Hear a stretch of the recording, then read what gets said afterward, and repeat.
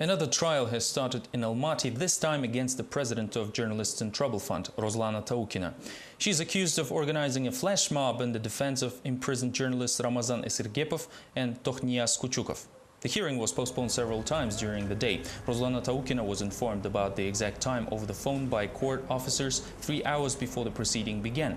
The hearing didn't last long and was postponed again until the next day, as Taukina's attorney Oksana Oruzbayeva failed to present the court with documents of the Human Rights Protection Bureau staff. I think that this endless postpones are needed to get rid of the press at my hearings, as they will just get tired and work on other reporting items. A conflict between academicians and the Biological Research Center is finally settled without legal proceedings. The education minister said on Tuesday that scientific centers became unnecessary for Kazakhstan. Scientists themselves disagree. Find out more from the next report. The education ministry decided to abolish scientific centers, said on Tuesday the head of the agency. This way, the confrontation between officials and scientists has come to an end. The official reason of the decision is the high level of salaries. Scientists are paid about $700 in scientific centers, while the rate in scientific institutes is no longer than $350. Scientists are offended because they could have established a commercial center and earned money through original research. That is what agronomists, metallurgists and geographers had done. Biologists, however, made a patriotic decision not to make money on their knowledge. Now, though, the ministry abolished the Biological Research Center altogether. The staff has not received salaries for January, February and March. Now this planned reorganization can protract the financing issue for an indefinite time. Scientists have already written to the president saying that he should have the final word. Nursultan Nazarbayev, however, has yet to make a decision on the matter. Meanwhile, the ministry is rushing the reform. We heard that the question of appointing the new science committee chairman is being discussed. According to my information, candidates include people without degree in science and no work experience. Employees of the research center understand that the conflict between scientists and the minister will be won by officials. That is why they ask not to abolish the research facility ahead of time and wait for the creation of the supervision department within the ministry. At least this way people will not end up unemployed.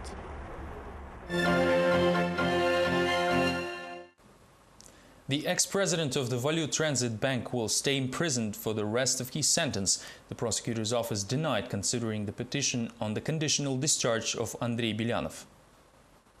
The administration of the insulator has sent a petition noting that convict Belyanov has served a half of his sentence, has positive characteristics, works as a building repairer, and even has 4 promotions. The prosecution office denied the early discharge, claiming that, according to the verdict, Belyanov has to return over $6 million to the liquidation committee of the Value Transit Bank. As of now, the former president returned only the 100th part of the debt. At the same time, the prosecution office has considered the written protest of the bank's former depositors and the liquidation committee. The controlling body also notes that the insulator's administration is trying to reduce the banker's punishment for already the 3rd time, which made the prosecution consider conducting an examination.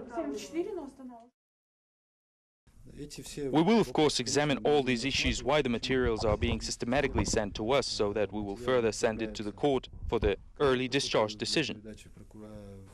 Another appeal to the prosecution office was sent yesterday by construction interest holders.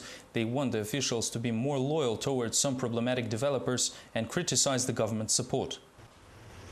For instance, the interest holders of the Premier Housing Complex asked the General Prosecutor's Office to postpone the review of a criminal case related to their own developer, the company Akaul. Immediately after the inspection of the financial police, the National Fund Samruk Kazana has ended the financing agreement. Other companies with similar fates show their support. They know that inspections and sanctions will not solve the main problem. There's no money and their construction projects might remain idle for years while the local authorities do nothing about the situation. We had a meeting with Dolzhenkov. He's like Benadryl, always calms us down. But no one is solving the issue. When we ask questions, they tell us to work with the Stress Assets Fund and solve our problems with anyone but the City Council. Next year, Kazakh real estate will rise in price. The head of the Construction Affairs Agency, Serik Nokin, shared these projections with the parliament on Tuesday. Serik Nokin stated during the government hour in the parliament that apartment prices will grow due to housing deficit. According to the data of his agency, there will be a shortage of approximately 1.5 million square meters next year, which equal to about 15,000 apartments. Nokin told parliamentarians that Kazakh citizens now have money and desire to invest again into real estate.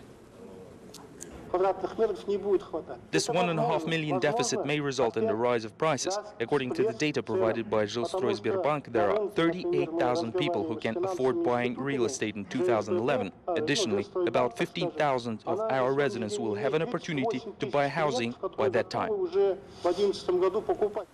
The shooting of the feature film The Sky of My Childhood about the first president of Kazakhstan, Nursultan Nazarbayev, started on Tuesday in Almaty region. The next report is more. A young actor from Shymkent, Nurdaulet Les, was cast in the role of President Nursultan Nazarbayev, said the actor's father, Baujan Janburshin. This will be already the second film for the 5-year-old Nurdaulet. Previously, he was personally handpicked by the French star Gérard Depardieu to play the actor's son in Late Love. The film's screenplay is written by Shakhimarden Kusainov and Rustem Abdrashov, with the premiere planned for the president's 70th anniversary. These were the latest updates from Kazakhstan. Thank you for being with us, and goodbye.